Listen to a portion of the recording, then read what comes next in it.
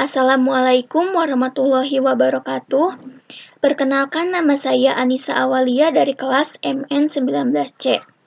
Tujuan saya membuat video ini adalah untuk memenuhi salah satu tugas mata kuliah akuntansi manajemen. Di sini saya akan mempresentasikan materi tentang tahapan balance scorecard dan manajemen strategis. Langsung saja, pengertian balance scorecard. Balance scorecard adalah metode pengukuran hasil kerja yang digunakan perusahaan atau biasa disebut dengan strategi manajemen. Balance scorecard dikembangkan oleh Dr. Robert Kaplan dari Harvard Business School dan David Norton pada awal tahun 1990. Balance scorecard berasal dari dua suku kata, balance yang artinya berimbang dan scorecard yang artinya kartu skor. Pada awalnya, balance scorecard atau disingkat BSC digunakan untuk memperbaiki sistem pengukuran kinerja eksekutif. Dengan BSC, perusahaan jadi lebih tahu sejauh mana pergerakan dan perkembangan yang telah dicapai.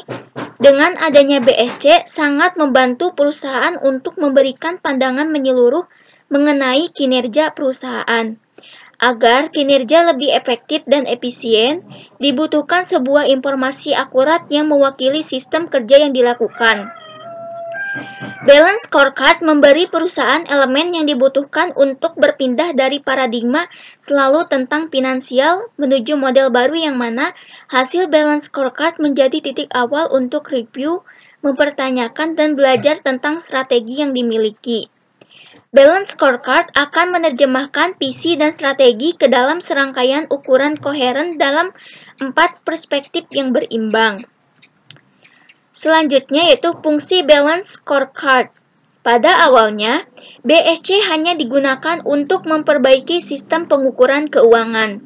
Kemudian meluas dan digunakan untuk mengukur 4 perspektif yaitu keuangan, pelanggan, proses bisnis internal, serta pembelajaran dan pertumbuhan. Lebih jauh, balance scorecard memiliki fungsi sebagai berikut. Yang pertama, sebagai alat ukur perusahaan apakah visi dan misi yang dianut telah tercapai.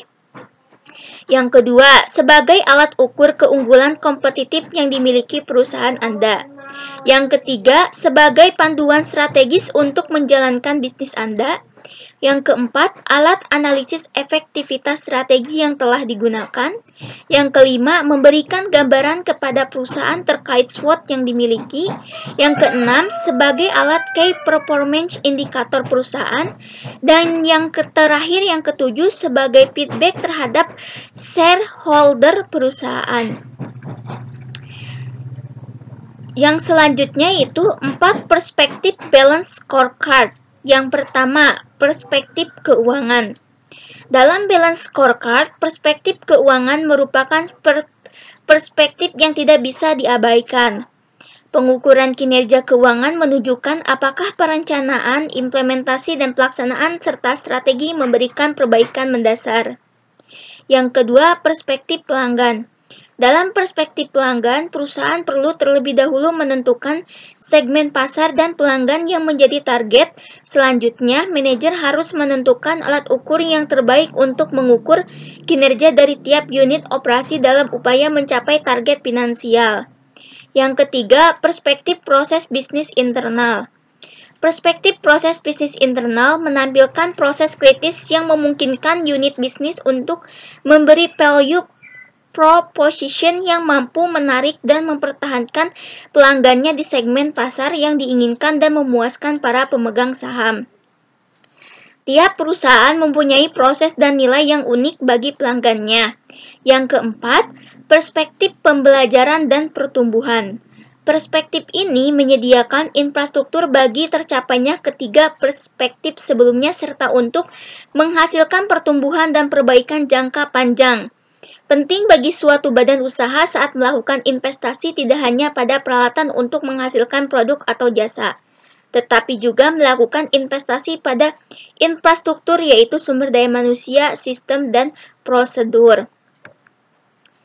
Sekilas tentang manajemen strategis dan manajemen kinerja, yaitu ada dua. Yang pertama, konvensional, analisis lingkungan strategi. formulasi strategi, eksekusi strategi, evaluasi strategi. Yang kedua, modern. Analisis lingkungan strategi, formulasi strategi, pemetaan strategi, eksekusi strategi, evaluasi strategi.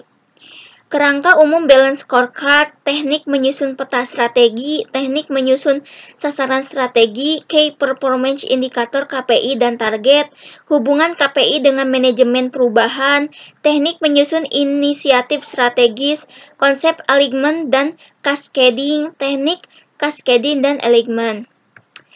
Sekian dari saya, mohon maaf bila ada salah-salah kata. Wassalamualaikum warahmatullahi wabarakatuh.